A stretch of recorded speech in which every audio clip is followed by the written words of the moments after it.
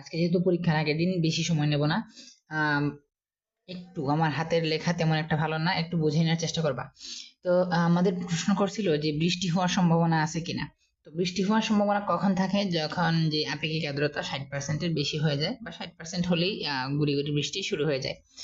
তো প্রথমত আমাদেরকে বের করে দেখতে হবে যে আপেক্ষিক আর্দ্রতা আর এর মানটা কি 60% হয় কিনা। তো এইটা জানতে হলে আমাদেরকে এই সূত্র লাগবে নাকি। এই সূত্রের মধ্যে R equal to small F by capital F into 100%। Small F এর পরিচয় হলো বাই শিশিরাঙ্কে জলীয় বাষ্প চাপ।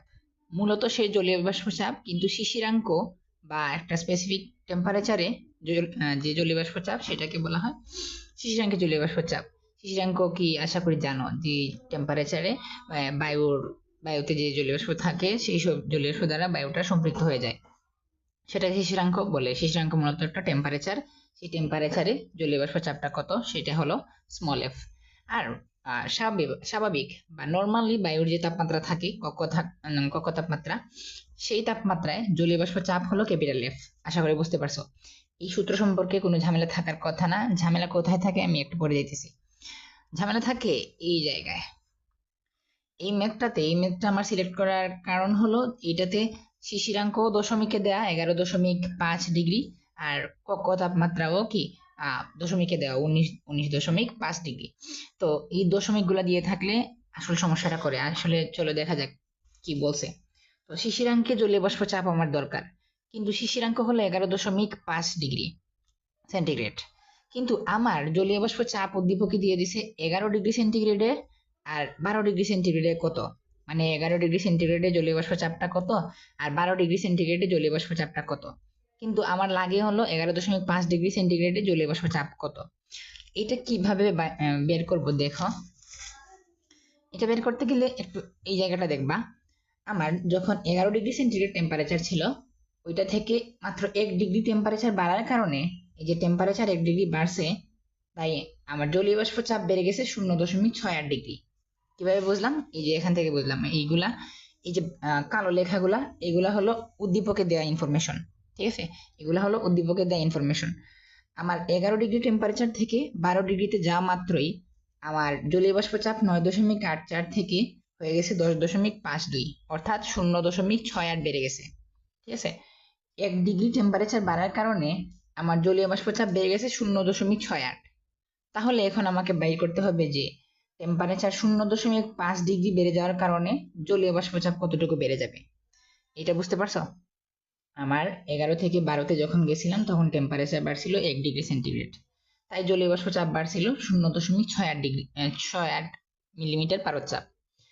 আবার আমার তো 12-তে গেলে হবে না, আমার যাইতে হবে 11.5-এ। তাই আমি 11 থেকে 11.5-এ গেলাম, মানে টেম্পারেচার বাড়াইলাম 0.5 ডিগ্রি।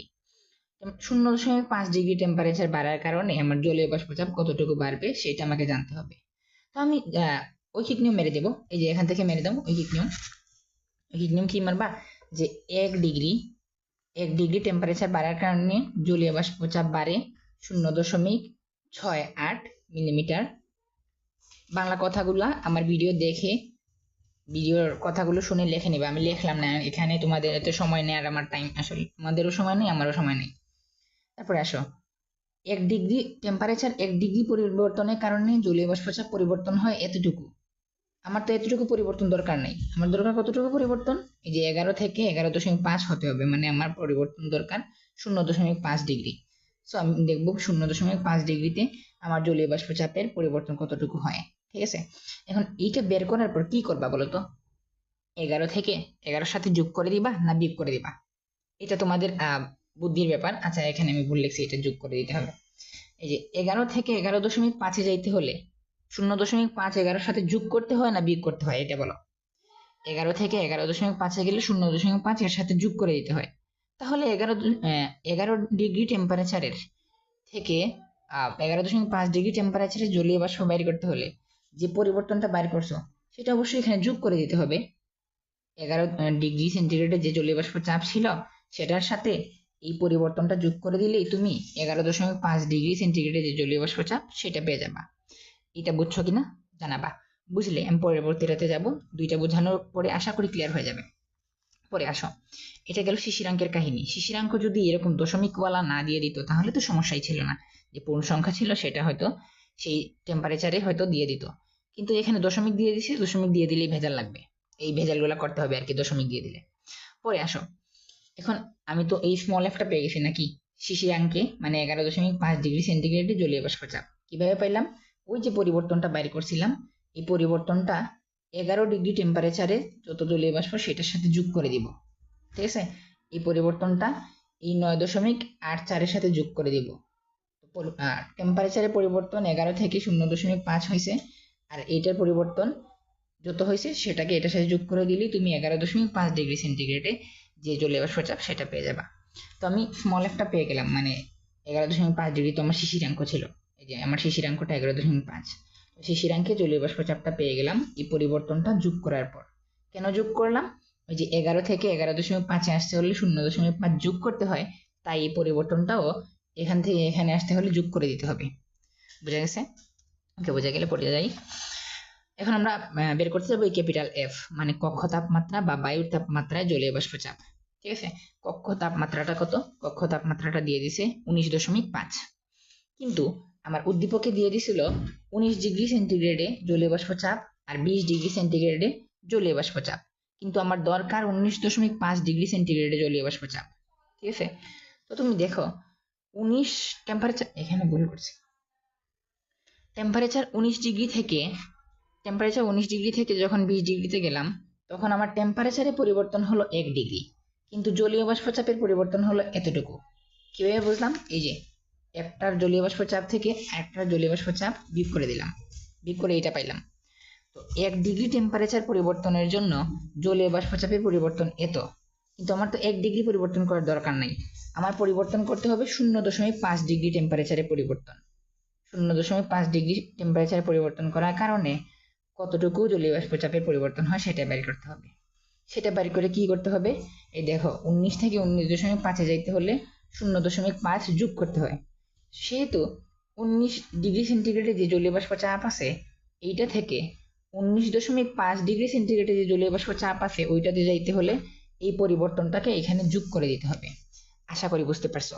আমি আর এখানে লিখবো, হ্যাঁ লিখে ফেলি, যে 1 ডিগ্রি টেম্পারেচার পরিবর্তনের কারণে জলীয় বাষ্পের চাপের পরিবর্তন হয় 1.08 মিলিমিটার পার চাপ। তাহলে আমার পরিবর্তন কতটুকু দরকার? এই যে 0.5 দরকার। 0.5 ডিগ্রি টেম্পারেচার পরিবর্তনের কারণে জলীয় বাষ্প চাপের কতটুকু পরিবর্তন হবে, এইগুলা এই যে এই দুইটা ম্যাথ ঐকিক নিয়মের মাধ্যমে করে ফেলবা। আমার কাছে এখন ক্যালকুলেটর নাই, সো আমি ট্রাই করলাম না। তো এটা বের করার পর কি করবা? এই যে 19 ডিগ্রিতে যে জলীয় বাষ্প চাপ আছে এটার সাথে এই পরিবর্তনটা যোগ করে দিবা। কেন যোগ করবা? কারণ এই যে আমি তো 19 ডিগ্রির সাথে এইটা যোগ করলে পাবো 19.5 ডিগ্রি সেন্টিগ্রেড, আর এইটার সাথে এইটা যোগ করলে পাবো 19.5 ডিগ্রি সেন্টিগ্রেডের জলীয় বাষ্প চাপ। আর কেন 19.5 ডিগ্রি সেন্টিগ্রেডের জলীয় বাষ্প চাপ বের করতে যাব? কারণ 19.5টা আমার বায়ুর তাপমাত্রা, আমি বায়ুর তাপমাত্রায় জলীয় বাষ্প চাপ বের করতে চাই, তাই আমাকে 19.5 ডিগ্রি সেন্টিগ্রেডে জলীয় বাষ্প চাপ বের করতে হবে। আশা করি এই মেতে আর কোনো সমস্যা হবে না।